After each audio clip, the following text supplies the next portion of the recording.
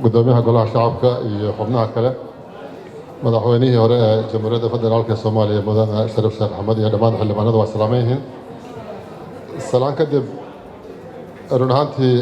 maanta oo ah maalin muhiim ah marka la fiiriyo dhinaca dowladnimada Soomaaliya aad ay muhiim u tahay in aan soo gaarno waqti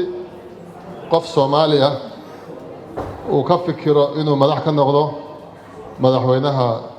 baarlamaanka adduunka IPU-da inuu madax ka noqdo inay runtii aad muhiim u tahay codkayga waxaan ku biirinayaa ama aan soo dhaweynayaa boqolkiiba boqol xildhibaanadeena sharafta leh ee fikirkeedu gaaray inay madaxweyne ka noqoto IPU-da marka la fiiriyo baarlamaanka adduunku waa madaxso waxa weeyaan madax bannaan oo caalami ah oo baarlamaanka adduunka oo dhan ay isugu yimaadaan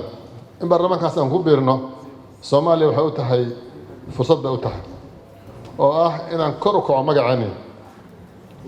inaan noqono meelaha adduunka ama goobaha adduunka looga taliyo inaan goobjoog ka noqono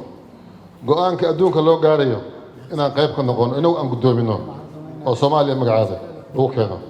Soomaaliya in badan bay ka maqdeen manasaadka caalamiga waxaa marka la rabaa si arrintaas loo gaaro in si dowladda Soomaaliya gaar ahaan baarlamaanku uu si fiican u shaqeeyo muxuu qabanayaa baarlamaanku horta markuu horso waa in guddi la magacaabo guddi taageera in la magacaabo oo waliba si fiican u shaqeynayo oo arko committee la yiraahdo in baarlamaanku magacaabo qodobka labaad ee kale aan soo jeedo waxay tahay in dhaqaalaha laga caawiyo bimacnaa safar baa la gelay shaqooyin badan baa la sameynayaa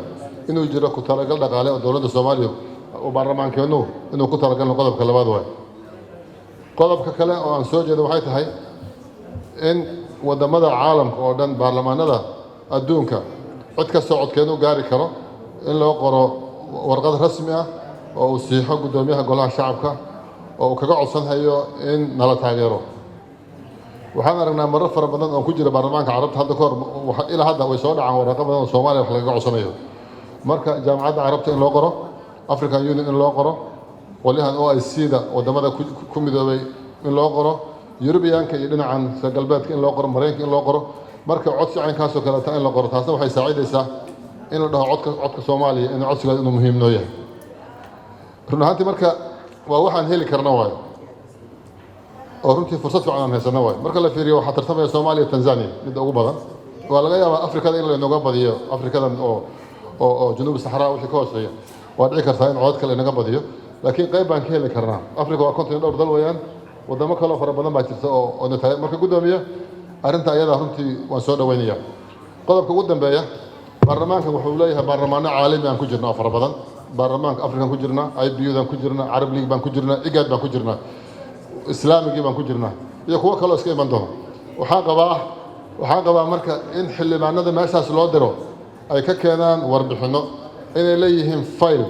gal ay leeyihiin muqarraraadka iyo go'aamada ka soo baxa inay wax keenaan